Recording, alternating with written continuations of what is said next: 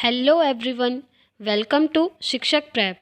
Friends, हमारी English pedagogy की series चल रही थी जिसमें चैप्टर 6 तक हम लोगों ने कर लिया था। आज हम डिस्कस करने वाले हैं चैप्टर 7 और इसके अंदर हम पढ़ेंगे स्पीकिंग स्किल्स। फ्रेंड्स, इससे पहले हमने Hindi pedagogy, maths pedagogy and science pedagogy की सीरीज़ कंप्लीट कर ली है और उन सारी वीडियोस की अलग अलग प्लेलिस्ट बनाई गई है और प्लेलिस्ट का लिंक आपको इस वीडियो के डिस्क्रिप्शन बॉक्स में मिल जाएगा। फ्रेंड्स, अगर आप किसी भी टीचिंग एग्ज़ाम्स की प्रिपरेशन कर रहे हैं तो ये सारी वीडियोस आपके लिए बहुत हेल्पफुल हैं, specially for CTET for paper 1 and paper 2। तो चलिए फ्रेंड्स, आज का चैप्टर स्टार्ट करते हैं, स्पीकिंग स्किल्स। सबसे पहले हम ये देखेंगे कि स्पीकिंग स्किल्स क्या होती हैं, ठीक है। यानी कि व्हाट इज स्पीकिंग, स्पीकिंग क्या है। स्पीकिंग का हिंदी मीनिंग तो आप सभी को पता होगा। स्पीकिंग मतलब होता है हिंदी में बोलना, ठीक है। तो इसको हम डिटेल में समझेंगे। इसमें सबसे पहला पॉइंट है एक्सप्रेस, यानी कि to express yourself is known as speaking. आप ये कह सकते हैं, ठीक है। यानी कि अपने आप को एक्सप्रेस करना अच्छी तरह से, उसे हम स्पीकिंग कहेंगे। और अपने आप को एक्सप्रेस किस तरह से कर सकते हैं? बोल करके, ठीक है। तो बोल करके खुद को एक्सप्रेस कर पाना स्पीकिंग कहलाता है। नेक्स्ट पॉइंट देखेंगे, इंटोनेशन। इंटोनेशन फ्रेंड्स, इससे पहले वाली जो हमने वीडियो करी थी उसके अंदर भी इंटोनेशन आया था, तो वहाँ पर मैंने आपको डिटेल में समझाया है। अगर आपको डिटेल में समझना है तो वहाँ जाकर आप अच्छी तरह से देख सकते हैं। यहाँ पर हम थोड़ा बहुत समझेंगे कि इंटोनेशन क्या होता है। इंटोनेशन मतलब होता है वेरिएशन इन द टोन, ठीक है। यानी कि बोलने में उतार चढ़ाव जो आता है उसे हम कहते हैं इंटोनेशन। देखिए फ्रेंड्स, कोई एक सेंटेंस बोलना है, ठीक है। ऐसा तो नहीं है कि हम किसी भी सेंटेंस को पूरे एक ही लय में बोल रहे हैं, एक ही टोन में बोल रहे हैं, ऐसा नहीं होता है ना। उसमें क्या होता है, चेंजेस आते हैं। कभी हम धीरे बोलते हैं, कभी हम तेज बोलते हैं, है ना। जैसे एक वर्ड आता है वट, ठीक है। फॉर एग्जाम्पल एक वर्ड है वट। अब वट को बोलने के बहुत सारे तरीके हैं। देखिए, जब हम शॉक्ड होते हैं, ठीक है, अचानक से हम क्या बोलते हैं, वट, इस तरह से बोलते हैं ना, शॉक्ड होकर के। और उसी वट को अगर हम नॉर्मली बोलें तो हम नॉर्मल बोलते हैं वट, ठीक है। तो हर वर्ड को बोलने के अलग अलग तरीके होते हैं। तो इंटोनेशन का मतलब होता है वेरिएशन इन द टोन, यानी कि बोलने में उतार चढ़ाव, कह सकते हैं rise fall, rise and fall, ठीक है, उतार चढ़ाव। तो बोलने में जो उतार एंड चढ़ाव आता है उसे हम इंटोनेशन कहते हैं। आई होप आप समझ गए होंगे। नेक्स्ट देखेंगे जेस्चर। जेस्चर होता है बॉडी लैंग्वेज। देखिए, कभी टीचर हमको पढ़ाते हैं तो ऐसा नहीं है कि टीचर जो चीज़ बोल रहे हैं हम सिर्फ उसी चीज़ को सुन रहे हैं। हम क्या करते हैं, टीचर किस तरह से हमें पढ़ा रहे हैं, टीचर की बॉडी लैंग्वेज, ठीक है, बॉडी लैंग्वेज की बात करेंगे। बॉडी लैंग्वेज के साथ साथ फेशियल एक्सप्रेशन, किस तरह से फेशियल एक्सप्रेशन है टीचर के, ये चीज़ें भी हम नोटिस करते हैं। क्योंकि कभी कभी क्या होता है, कोई इंसान झूठ बोल रहा होता है तो उसके झूठ को हम पकड़ लेते हैं, होता है ना ऐसा। तो ऐसा किस लिए होता है, क्योंकि उस इंसान की जो बॉडी लैंग्वेज है, उसके जो फेशियल एक्सप्रेशन है, उनसे हम पता लगा लेते हैं कि ये झूठ बोल रहा है।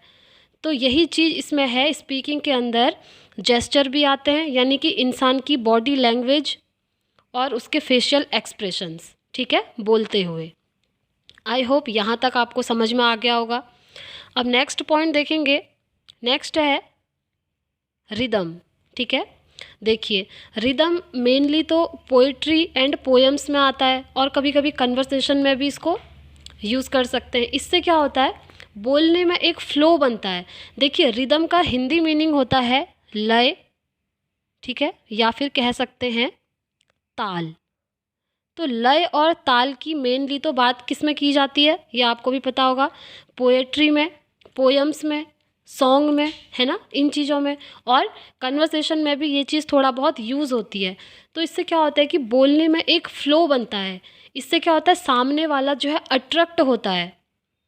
फॉर एग्ज़ाम्पल, टीचर बच्चों को कुछ पढ़ा रहे हैं, ठीक है, तो वहाँ पर क्या होता है, रिदम, यानी कि एक लय या फिर एक ताल, उसके साथ जब टीचर पढ़ाते हैं बच्चों को तो बच्चे अट्रैक्ट होते हैं। बच्चों के मन में जिज्ञासा उत्पन्न होती है कि अच्छा टीचर इस तरह से पढ़ा रहे हैं, अब आगे क्या होगा, इसमें आगे क्या होगा, और ज़्यादा समझने और सुनने की इच्छा होती है बच्चों के अंदर।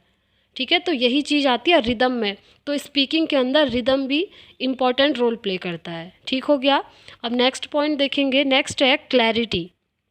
देखिए, क्लैरिटी होना तो बहुत ज़रूरी है बोलने में।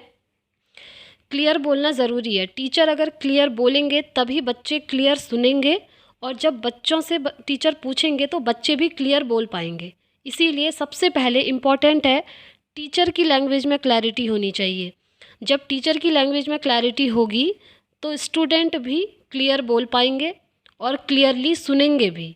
ठीक हो गया। आई होप ये पॉइंट भी आपको समझ में आ गया होगा।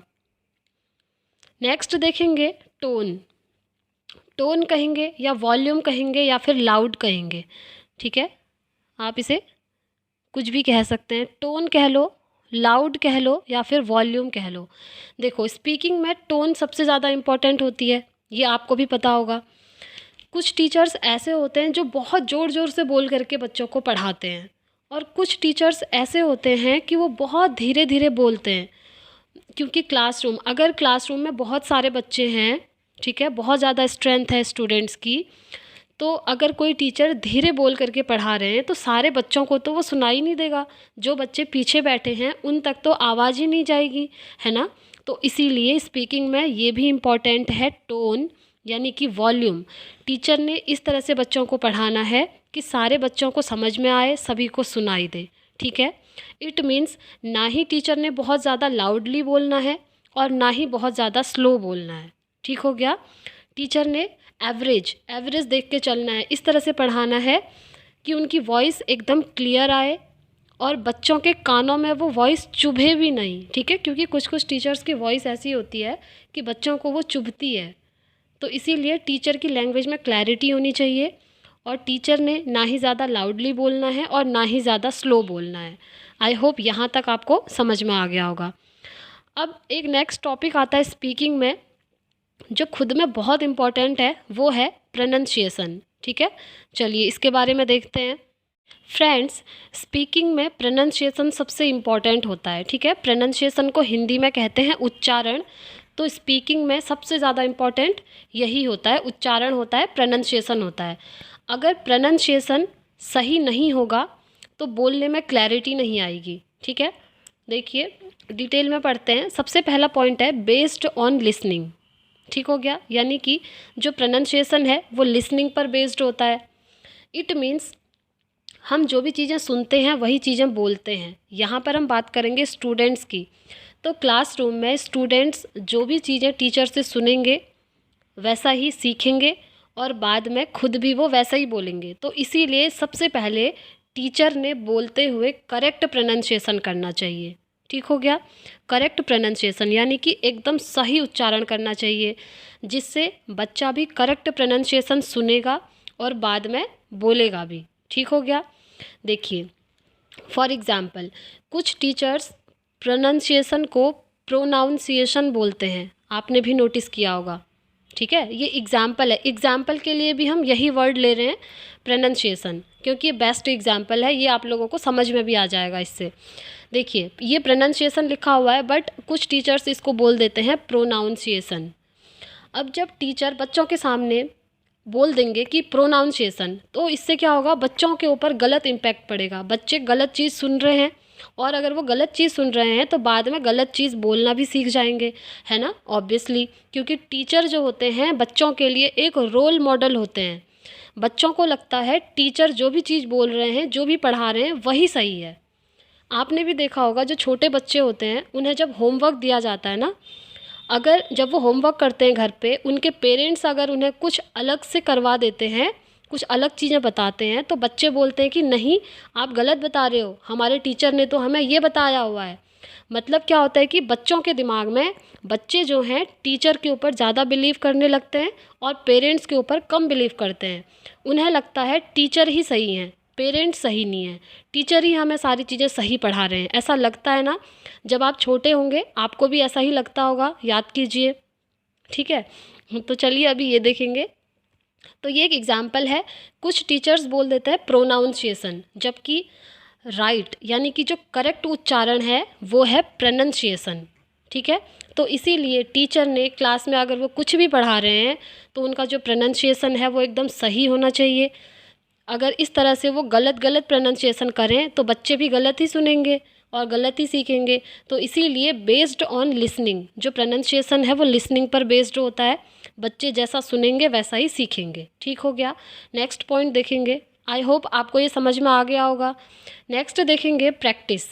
प्रोनंसिएशन के लिए प्रैक्टिस सबसे ज़्यादा इम्पॉर्टेंट होती है। ठीक है, बच्चे जितना ज़्यादा प्रैक्टिस करेंगे उतना अच्छा उनका प्रोनंसिएशन होगा, अच्छा भी होगा और एकदम क्लियर भी होगा, करेक्ट भी होगा। ठीक है, इसीलिए प्रोनंसिएशन अगर सही और बेहतर बनाना है तो बच्चों ने प्रैक्टिस करनी होगी।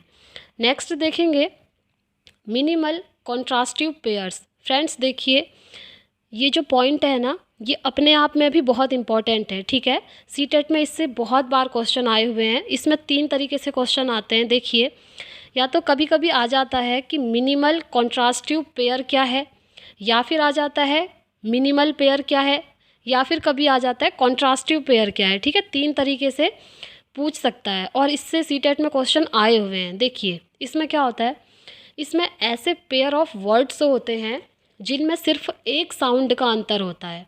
अब मैंने क्या कहा, आपने ध्यान से सुना होगा, पेयर ऑफ वर्ड्स यानी कि शब्दों का जोड़ा। ठीक है, और एक जोड़े में 2 शब्द आएंगे, ये आप भी जानते हैं। तो इसीलिए ये है पेयर ऑफ वर्ड्स। ठीक हो गया। तो पेयर ऑफ वर्ड्स जिसमें सिर्फ एक साउंड का अंतर होता है। देखिए, इसमें एक ही साउंड का अंतर है ना, ये है फैन और ये है वैन। देखिए, इनमें अंतर किस चीज़ का है, सिर्फ एफ और वी का है ना, फैन वैन, एक साउंड का अंतर। ऐसे ही दूसरा एग्जाम्पल ले लीजिए, रॉयल एंड लॉयल। देखिए, आर और एल, बाकी तो सेम है। ऑयल आप ऐसे ले सकते हैं, ऑयल दोनों में है, बट ये रॉयल हो गया आर आने से और ये लॉयल हो गया एल आने से। तो आई होप आप लोग समझ रहे होंगे, अच्छे से समझ लीजिए इसे, ये इम्पॉर्टेंट है। रॉयल, लॉयल, फैन, वैन, यानी कि एक साउंड का अंतर आ रहा है ना। 1-2 एग्जाम्पल और देख लेते हैं, जैसे रैट, कैट। देखिए, इसमें किस चीज़ का डिफरेंस है, आर और सी का। ठीक है, ये रैट है और ये कैट है, तो एक साउंड का डिफरेंस आ रहा है। इस तरह से बहुत सारे एग्जाम्पल हो सकते हैं, जैसे टेक और टेप हो गया, फैट, नेट हो गया। ठीक है, टीम, डीम हो गया। तो इस तरह से बहुत सारे एग्जाम्पल हैं जिनमें ऐसे पेयर ऑफ वर्ड्स होते हैं जिनमें सिर्फ एक साउंड का अंतर होता है, उन्हें हम कहते हैं मिनिमल कॉन्ट्रास्टिव पेयर। ठीक हो गया। आई होप आप लोगों को ये समझ में आ गया होगा। तो टीचर को इस तरह से मिनिमल पेयर्स का करेक्ट प्रोनंसिएशन करना है, जिससे बच्चे भी करेक्ट प्रोनंसिएशन सुनेंगे और बोलेंगे भी। ठीक है, सारी चीज़ें टीचर के ऊपर डिपेंड है। आप लोग देख रहे होंगे, टीचर जैसा पढ़ाएंगे बच्चे वैसा ही सीखेंगे। तो सबसे पहले टीचर ने खुद से अच्छे से ट्रेंड होना है, तब जा कर के बच्चों को पढ़ाना है। क्योंकि ये जो मिनिमल पेयर है, इसमें क्या है, सिर्फ एक साउंड का डिफरेंस है। तो टीचर ने बच्चों को इस तरह से पढ़ाना है कि मिनिमल पेयर का करेक्ट प्रोनंसिएशन हो। ठीक है, इससे क्या होगा, बच्चे भी करेक्ट सुनेंगे और बोलना भी सीख जाएंगे। तो आई होप आपको ये टॉपिक भी समझ में आ गया होगा। फ्रेंड्स, आज के लिए इतना ही हम पढ़ेंगे। इस चैप्टर में कुछ टॉपिक्स और बचे हैं, उन्हें हम नेक्स्ट वीडियो में कवर करेंगे, क्योंकि अगर इसी में कवर करेंगे तो वीडियो बहुत लॉन्ग हो जाएगा। ठीक है, नेक्स्ट वीडियो में हम इस चैप्टर का एक टॉपिक और पढ़ेंगे, जिसमें हम ये पढ़ेंगे कि बच्चों के अंदर स्पीकिंग स्किल्स को किस तरह से डेवलप किया जा सकता है। तो फ्रेंड्स, आई होप आपको आज का ये वीडियो नॉलेजेबल लगा होगा। अगर आपको ये वीडियो पसंद आया है तो प्लीज़ वीडियो को लाइक एंड शेयर कीजिए, चैनल को सब्सक्राइब कीजिए, बेल आइकन प्रेस कीजिए ताकि आने वाली वीडियोस की नोटिफिकेशंस आपको मिल सके। तो फ्रेंड्स, मिलते हैं नेक्स्ट वीडियो में नेक्स्ट चैप्टर के साथ। तब तक के लिए thank you, bye bye, take care, all the very best.